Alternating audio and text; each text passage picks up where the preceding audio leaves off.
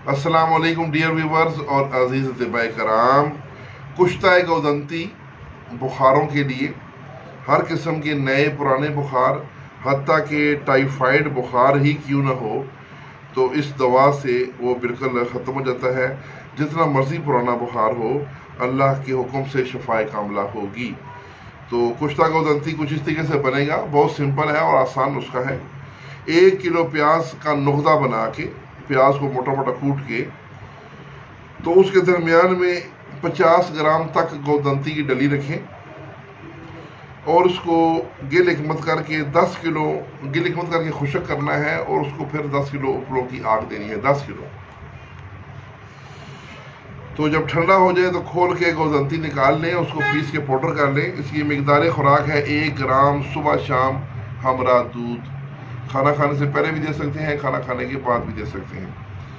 तो टोटल ये 10 से 15 दिन का कोर्स है। इंशाअल्लाह बफज़्ल खुदा मुकम्मल शिफा होगी। तो ये नुस्खा था जनाब हकीम मोहम्मद नफीस सन्यासी फ्राम टोबा टेक सिंह।